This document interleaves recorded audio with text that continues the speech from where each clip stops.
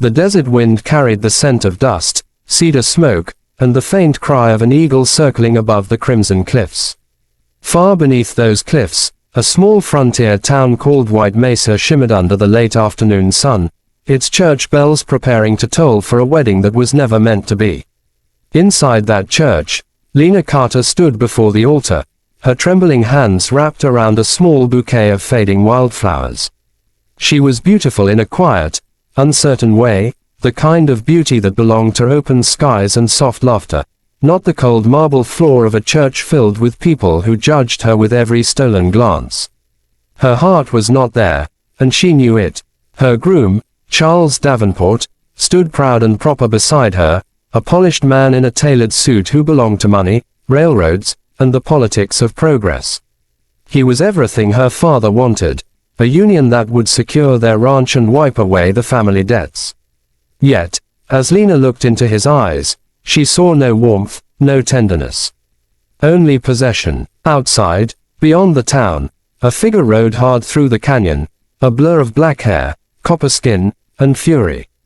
Taza, a warrior of the Apache, bent low over his horse's neck, urging the creature forward with a whisper in his native tongue. Dust streamed behind him like smoke from a storm. His heart pounded with the rhythm of hooves, every beat a memory of Lena. Every heartbeat a cry of loss. He had warned her that this day would come. He had begged her not to give in to her father's fear. But love, when caged by the world's cruelty, could only struggle so long before it broke. Inside the church, the preacher's voice echoed softly. "Dearly beloved, we are gathered here today." Lena's throat tightened. The candles flickered in the wind that slipped through the cracks in the stained glass. She could almost hear Taz's voice in the distance, his laughter when they met secretly near the river, his promise whispered under the stars, "You are my heart, white bird. No walls, no chains, no laws will keep me from you." She blinked away the tears, steadying her breath as her father's stern eyes burned into her from the front pew. His jaw was locked, his fists clenched. He had made his decision long ago. Better his daughter marry a rich white man than continue to shame the family by loving an Apache. The preacher's words blurred. "If anyone has cause to object to this union, let them speak now or forever hold their peace." The church fell silent. Lena's heart stopped. And then, the doors exploded open. Wind and sand swirled through the pews, extinguishing candles and whipping veils into the air. A dark figure strode into the light, tall, broad-shouldered, his long hair wild from the ride. Gasps erupted across the room. Mothers clutched their children. Soldiers reached for the guns. It was Taza. He stood at the threshold like a storm-given flesh, eyes blazing, chest heaving, dust clinging to his skin.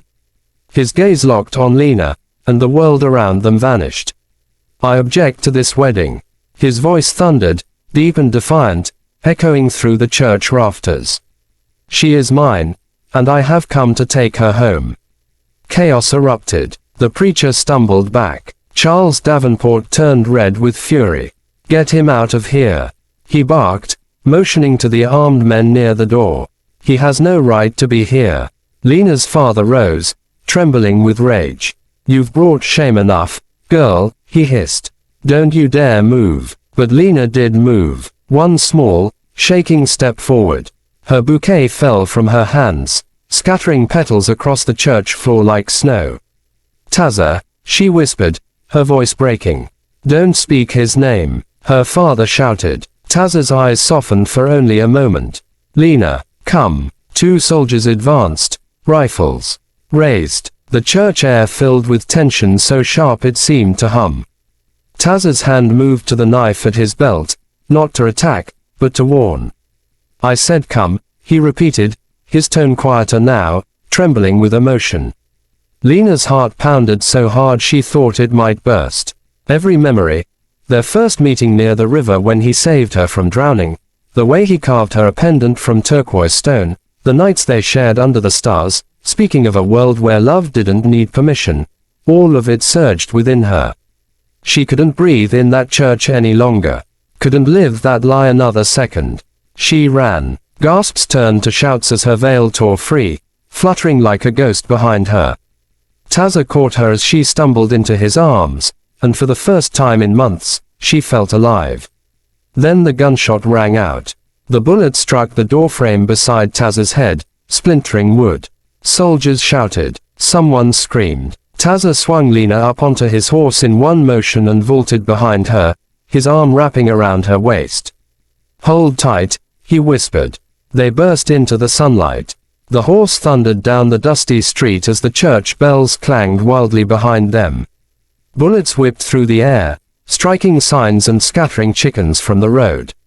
Townsfolk dove for cover. "Stop them!" Davenport roared from the steps, his voice drowned by the chaos. But Taza and Lena were already gone, racing toward the red horizon, toward the land where they had first fallen in love. The desert stretched before them, endless and unforgiving. Hours passed as they rode, leaving the town a blur behind them. When night fell, they stopped by a canyon stream. The moon bathed them in silver. Taza dismounted first, helping Lena down gently, his hand trembling when it touched hers. "You shouldn't have come," she whispered, tears streaking her dusty cheeks. "They'll hunt you." "I was already hunted," he said simply. "But I will not let them take your spirit too." She looked up at him, eyes shining. "I thought I'd never see you again." He brushed a strand of hair from her face. "When the eagle loves the dove, he returns, no matter how far she is taken." Her laughter came through tears. "You always speak like poetry." He smiled faintly. "Only when I speak to you." Silence settled between them, deep and heavy. The desert wind sighed through the canyon. Somewhere far away, a coyote called. Taza knelt beside the fire he'd built and handed her a piece of cornbread from his saddlebag. "Eat. You'll need your strength." Lena hesitated. "Where will we go?" "My father, Davenport, the soldiers." He cut her off softly. "We go home." "Home," she whispered. He nodded toward the distant mountains. "To my people. They will keep us safe until we can cross to Mexico." She hesitated. "They won't want me there." "They will see how you look at me," he said simply. "And they will understand." For a long while, they sat in silence, staring at the fire. Lena's thoughts drifted back to the church, the fear, the anger, the judgment. For all her life, she had done what others wanted. But Taza had given her the courage to be something more. "Do you ever regret it?"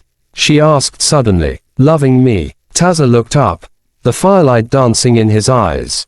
"Regret?" He shook his head slowly. "Love is not a choice. It is the river that carves its way through stone. It changes everything it touches." Her tears fell freely then. She leaned into him, resting her head against his chest. For the first time in years, she felt free. But the night was not kind to lovers. In the darkness beyond the canyon, the glint of lanterns flickered like eyes, men on horseback, following the trail.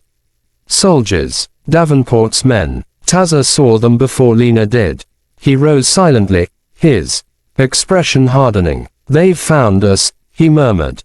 Lena's breath caught. "What will we do?" He turned to her, his voice calm. "We keep moving. But you're wounded, your shoulder." "It is nothing," he said, though blood darkened the fabric near his arm. "If they catch us, they'll take you back and hang me.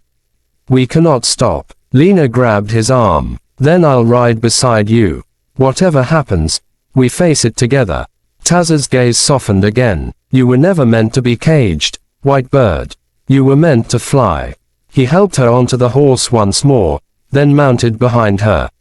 The sound of approaching riders grew louder, echoing through the canyon walls. Lena looked back only once, to the flickering lights of the men who would never understand love.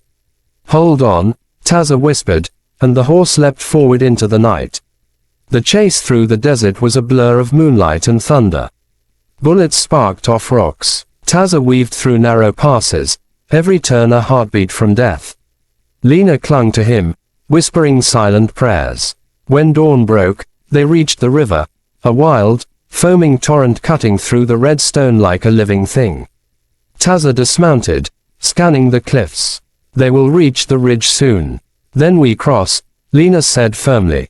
He met her eyes, saw the same courage that had once drawn him to her. Without another word, he pulled her into his arms and kissed her. It was a kiss filled with all the words they had never said, all the years they had lost. Then he led the horse into the river. Cold water surged around them. The current roared, fierce and unrelenting. Halfway across, Lena lost her footing, but Taza caught her, lifting her against his chest. "I have you," he shouted over the noise. Behind them, riders appeared on the ridge. Shots echoed. One bullet struck the water inches from Lena's leg. "Faster!" she cried. Taza's horse stumbled, nearly falling. He pulled it upright, blood streaming from his arm, but his grip never loosened. Finally, they reached the far bank, scrambling up the muddy slope. The horse collapsed from exhaustion. Taza turned, panting, to see the soldiers halted at the river's edge, unwilling to cross the raging current. They were safe, for now. Lena fell to her knees, shaking, her dress torn, her heart pounding. Taza knelt beside her, cupping her face. "We made it," he said softly. But even as he spoke, thunder rolled, not from the sky, but from the distant hooves of more pursuers. The war between love and the world was not over. As the first rays of sunrise painted the desert gold, Taza looked to the horizon. "We ride for the mountains," he said. "For freedom." And as Lena took his hand, she realized she would rather die in the wild beside him than live one more day in the chains of others' choosing.